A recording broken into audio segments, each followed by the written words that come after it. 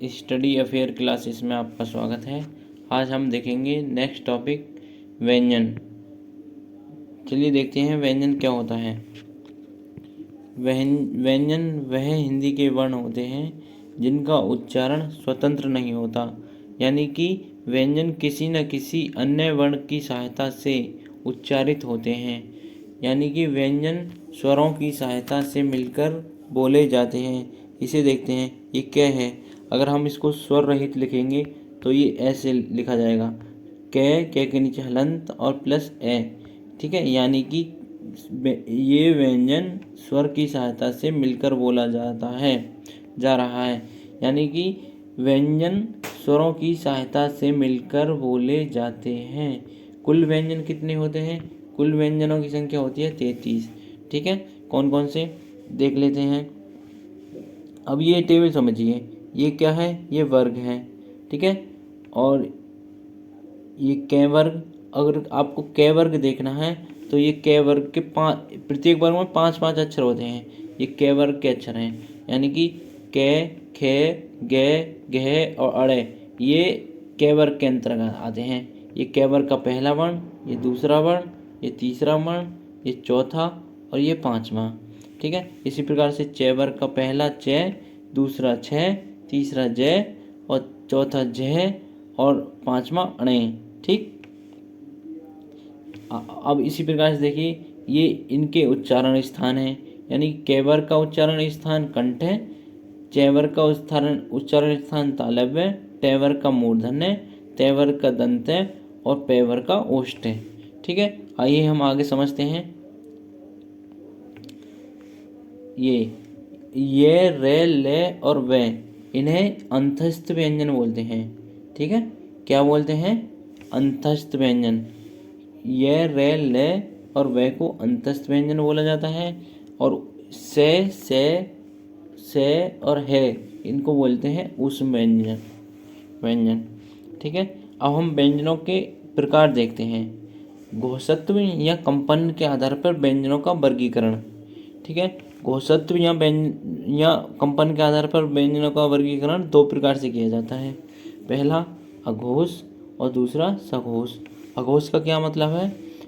वे व्यंजन जिनके उच्चारण में कंपन नहीं होता। जैसे हम किसी शब्द को बोलते हैं, उसको बोलने में कंपन नहीं होता तो उसे बोलते हैं अघोष। और जिसके बोलने में कंपन होता है तो उसे बोलते हैं सघोष। जैसे कै अगर हम बोलते हैं तो कै यानी कि कंपन हो रहा है। ठीक है, इसी प्रकार से अगर हम देखेंगे घे या घे में बोलने में कंपन नहीं होता। ठीक है, यानी कि सघोष क्या होते हैं? अघोष होते हैं। अघोष देखते हैं पहले। अघोष क्या होता है? प्रत्येक वर्ग का पहला और दूसरा वर्ण। ठीक है, अगर आपको समझ में आएगा, यहाँ से देखिए, प्रत्येक वर्ग का पहला और दूसरा वर्ण क्या होता है? अघोष। यानी कि प्रत्येक वर्ग का पहला और दूसरा तो हो गया अघोष, पहला और दूसरा अघोष, तीसरा, चौथा और पांचवा क्या हो गया?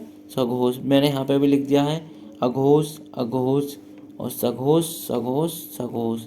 यानी कि एक वर्ग में 5 वर्ण होते हैं, तो पहला और दूसरा वर्ण तो हो गया अघोष और तीसरा और चौथा वर्ण हो गया सघोष।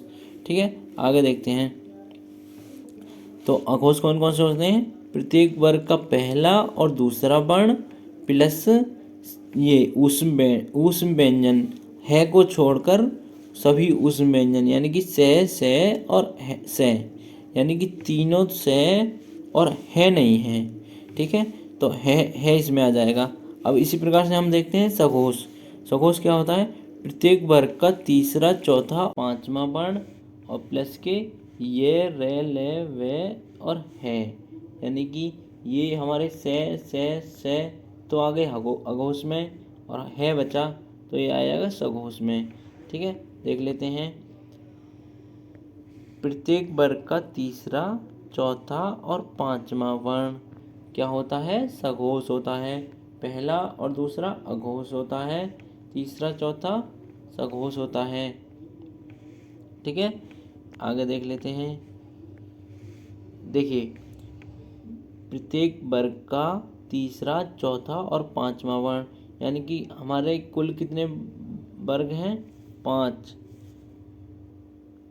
ठीक है, 5 वर्ग के कुल कितने वर्ण?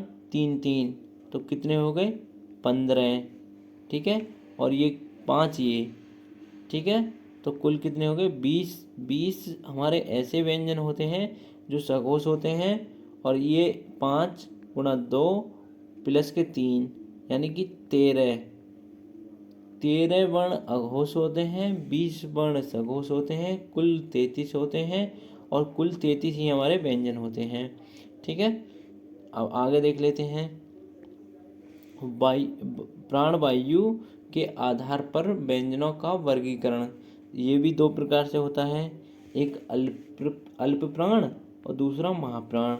अब आगे देख लेते हैं हम क्या होता है। अल्प प्राण क्या होता है? जिसके उच्चारण में कम वायु हमारे मुख से निकलती है, तो उसे बोलते हैं अल्प प्राण, और जिससे ज़्यादा वायु निकलती है तो उसे बोलते हैं महाप्राण। ठीक है, तो प्रत्येक वर्ग का पहला, तीसरा और पांचवा वर्ण, यानी कि एक छोड़कर एक, और एक छोड़ दिया तीसरा, चौथा छोड़ दिया पांचवा, यानी कि एक छोड़कर एक, यानी कि प्रत्येक वर्ग का पहला, तीसरा, पांचवा वर्ण प्लस के अंतस्थ व्यंजन और प्लस के सभी स्वर, ठीक, क्या होते हैं? अल्प प्राण। और देख लेते हैं, इधर देख लेते हैं टेबल में।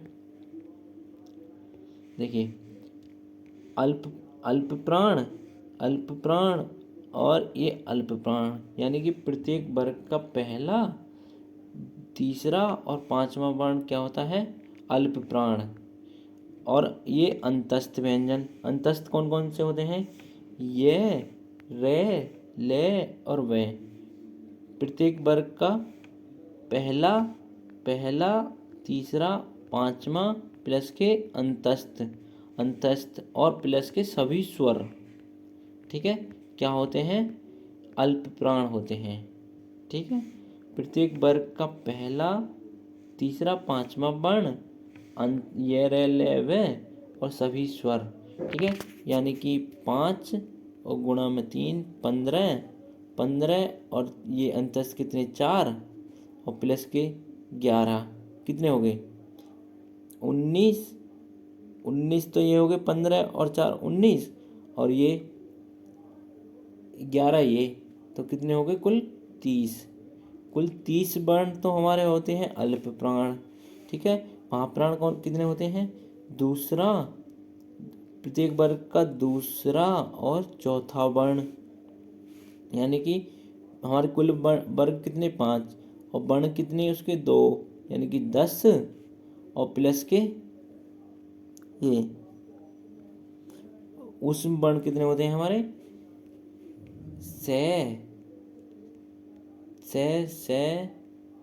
से और है, ये 4 वर्ण, ये 10, ये देखिए, प्रत्येक वर्ग का दूसरा और चौथा वर्ण, यानी कि 5, और कुल कितने वर्ग? 5 वर्ग। कुल कितने वर्ण? 2 वर्ण, यानी कि प्रत्येक वर्ग का दूसरा और चौथा, यानी कि दो वर्ण आ रहे हैं उसमें से, तो 10 और प्लस के 4, यानी कि 14 और ये ऊपर कितने थे? 30, यानी कि 44। कुल स्वर और व्यंजन मिला के हिंदी में कितने होते हैं? 44। एक बार फिर से इस टेबल को समझ लेते हैं। अगर आपको ये टेबल समझ में आ गई तो आप बहुत अच्छे तरीक़ा से इस व्यंजन टॉपिक को समझ जाएंगे। ठीक है, देख लेते हैं। ये इसको बोलते हैं वर्ग। ठीक है, प्रत्येक वर्ग में कितने अक्षर होते हैं? 5। 1 2 3 4 और 5, कितने होते हैं? 5। पहला और दूसरा तो होता है अघोष। ठीक है, यानी कि के वर्ग का पहला और दूसरा अघोष हो गया। ठीक है, और तीसरा, चौथा और पांचवा क्या हो गया? सघोष। ठीक है, इसी प्रकार से सभी, अगर इसमें अघोष पूछे जाए, अघोष, तो ये सभी अघोष हैं। ठीक है, और सघोष पूछे जाए तो ये सभी सघोष। ठीक, ये सभी सघोष। ठीक है, इसी प्रकार से अल्प प्राण, अल्प प्राण कौन से होते हैं? पहला, तीसरा और पांचवा। ठीक है, ये और ये और ये सभी कितने क्या हो गए? अल्प प्राण। अगर महाप्राण पूछ ले तो दूसरा और चौथा। ठीक, ये महाप्राण हो गया। ठीक है, अल्प प्राण यानी कि जिनके उच्चारण में कम हवा हमारे मुख से निकलती है। ठीक है, कम वायु, तो उसे बोलते हैं अल्प प्राण। महाप्राण जिन वर्णों को बोलने में हमारे मुख से ज़्यादा हवा निकलती है तो उसे बोलते हैं महाप्राण। ठीक है, ऐसे ही अघोष और ये अघोष और ये सघोष, यानी कि अघोष और सघोष। अघोष वह वर्ण जिनके बोलने में कंपन नहीं होता। ठीक है, सघोष वह वर्ण जिनके बोलने में कंपन उत्पन्न होता है। ठीक है, इसी प्रकार से अब हम इसको समझ लेते हैं ये क्या है। ठीक है, यानी कि क वर्ग, ये इसे बोलते हैं उच्चारण स्थान। ठीक है, ये हमारे उच्चारण स्थान है सभी। ठीक है, अब क वर्ग को देखते हैं। क वर्ग का उच्चारण स्थान है कंठ है इसका, यानी कि पूरे ये कहाँ से बोले जाएंगे? कंठ से। क वर्ग के सभी वर्ण कंठ से बोले जाते हैं। इसी प्रकार से च वर्ग, ये च वर्ग तालव्य, ट वर्ग मूर्धन्य, त वर्ग दंत और प वर्ग ओष्ठ। ठीक है, कंठ तालव्य मूर्धन्य दंत ओष्ठ, कंठ तालव्य मूर्धन्य दंत ओष्ठ। ठीक है, अब आप समझ चुके होंगे। वीडियो अच्छी लगी हो तो चैनल को सब्सक्राइब कर देना, सपोर्ट करें। धन्यवाद।